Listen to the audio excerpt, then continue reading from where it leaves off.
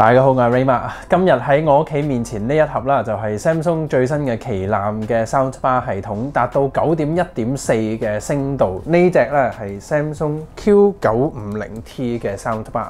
淨係個盒已經好大啦。咁喺我後面咧已經 set up 好噶啦。咁呢兩隻後置喇叭啦，當然等間我去試聽嘅時間就唔會擺喺前面呢度嘅。咁但係而家就俾大家睇晒成 set 一個 family 咁樣啦，有幾多隻喇叭。呢一 set 嘅 Soundbar 總共有20個喇叭單元，同埋總功率達到546W。咁亦都實不相瞞啦，即係我自己未試過話一啲真係去到好專業誇張嘅一啲家庭影院嘅設定嘅。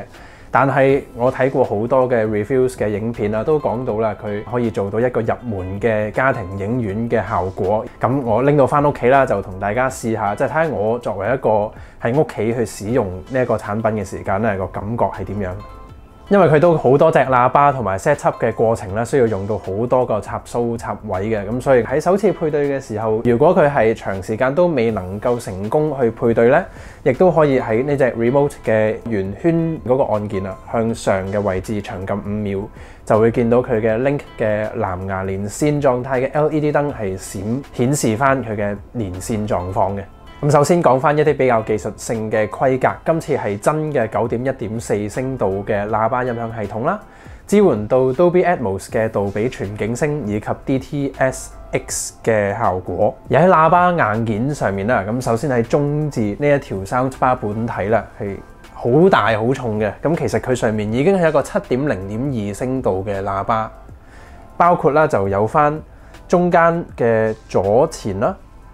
前中置啦，同埋一個右前置嘅，咁同埋側邊呢度有一個側向嘅右聲道喇叭，同埋一個 right channel 嘅右聲道。左邊咧亦都係一樣，呢度有一個斜向嘅一個喇叭，同埋一個左聲道嘅喇叭，同埋喺向上發射啦都有兩個喇叭啦。咁然之後理論上啦，就透過翻天花反射啦，就做到一個空間感嘅效果嘅。跟住喺我另一邊呢度咧，就有翻一個 subwoofer， 再另外兩邊咧就有翻後置喇叭啦。咁佢分別咧有一個向前置嘅喇叭啦，同埋一個向上嘅喇叭嘅。咁合共呢一個 set up total 20個單元喇叭啦，就做到一個 9.1.4 聲度。而如果你好似我咁用緊一部最新2020年嘅 QLED Samsung 電視啦，亦都配合翻呢個 Q950T 嘅 Soundbar， 係能夠配合埋電視上面嘅兩隻喇叭做到 Q Symphony 嘅效果，係再配合埋個電視啦，同埋成 set 個 Soundbar 係去即係做翻一個更加沉浸嘅感覺。而喺翻呢個主嘅 Soundbar 上面啦，佢會有翻HDMI 1.2啦，同埋一個 HDMI to TV 支援 EARC 嘅，同埋亦都有翻傳統嗰隻光纖線做一個輸入嘅。而喺呢度會見到 Samsung logo， 咁大家記得呢個 Samsung logo 係向上擺啦。咁因為呢度有翻一個天花反射嘅喇叭單元嘅，而再喺上面啦有翻一個 LED 嘅顯示器嘅，然之後有音量加減設定啦。而最後補充呢隻 Soundbar 亦都咧係支援藍牙輸入嘅，可以隨便用手機去發送傳輸一啲歌去呢個 Soundbar 嘅音響系統度聽歌。而我哋喺聽音質之前咧，咁亦都再係同大家睇埋一個簡單嘅 setup。咁配對咗一個電視之後啦，尤其係 Samsung 電視咧，佢個界面操作基本上就係完全係一體嘅。喺音效嗰度可以音效輸出揀翻我而家嘅 Soundbar EARC 係有支援嘅。而再喺專家設定入面啦，佢係呢度 HDMI EARC 模式啦，佢原生設定喺個電視係關閉，咁大家需要開啟啦。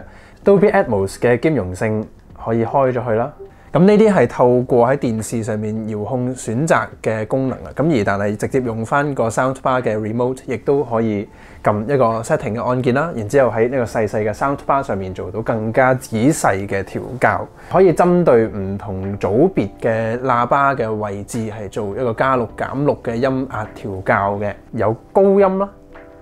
低音嘅加六減六。然之後有翻中置呢一 set 喇叭嘅加六減六 ，side 側向呢個啦，打斜呢一組喇叭嘅加六減六啦 ，wide 直頭係橫向嗰兩組喇叭嘅加六減六，跟住有 front top 向上個反射喇叭嘅音壓加六減六啦，最後啦亦都有 rear 嘅後置喇叭嘅加六減六，佢原生設定其實已經係做得好好㗎啦。就咁一開出嚟去聽，已經覺得好自然同埋好立體嘅其實。但係實不相瞞咧，即係喺我屋企自己去測試去試聽嘅時候，其實用翻原生出廠嘅設定啦，我喺個 subwoofer 呢一度加翻5度或者6度嘅時間咧，佢個低音會比較紮實。尤其我哋而家就要開始聽下佢嘅音效啦。咁大家留意啦，咁其實都用翻我收音咪。咁我首先將我個喇叭咧擺翻去梳化後面先，做翻一個後置嘅設定。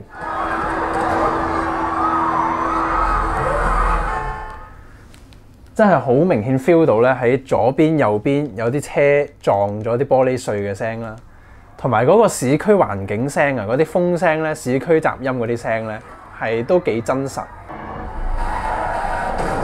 我聽到個消防車喺前面走出嚟嘅，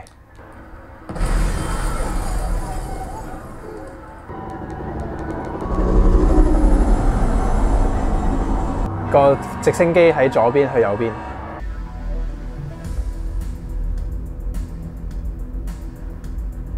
整體配合翻佢嗰個9.1.4個立體聲效果，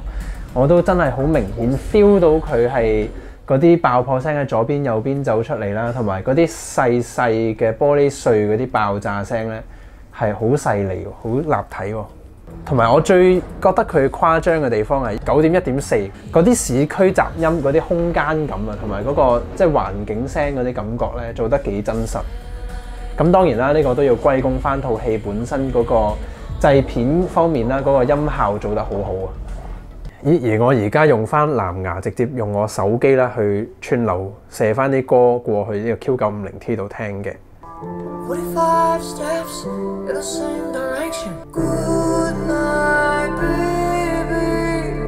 好啦，咁今日有機會拎到呢一 set Samsung 旗艦嘅 Q950T 嘅 Soundbar 翻到嚟試，係作為一條 Soundbar 咁去聽啦，其實真係誇張啦！佢有嗰個4嘅向上天花反射效果，令到個立體感同埋嗰個空間啊係闊咗，好真實嘅。再加埋個 set 後置同埋呢個咁大嘅低音喇叭。如果係揾緊一個 soundbar 係唔單止係可以取代電視喇叭㗎啦，要對音質有要求去做到一啲迷你嘅家庭影院啦，咁相信呢一 set 嘅 soundbar 都可以做到嘅。咁相信真係可以好輕便咁 set 輯到，又有呢個咁誇張嘅重低音同埋有呢個立體聲嘅感覺。咁今日同大家睇咗 soundbar 之中最誇張頂級嘅一個設定嚟㗎啦。咁接住落嚟都會有更加多嘅音響設備 soundbar 同大家測試啦，同埋有其他嘅電子產品，包括係手機嘅深入評測嘅。咁今日分享去到呢度，希望大家中意嘅話記得俾 like 同 subscribe 我嘅 channel，即將有更加多嘅影片嘅，下次再見。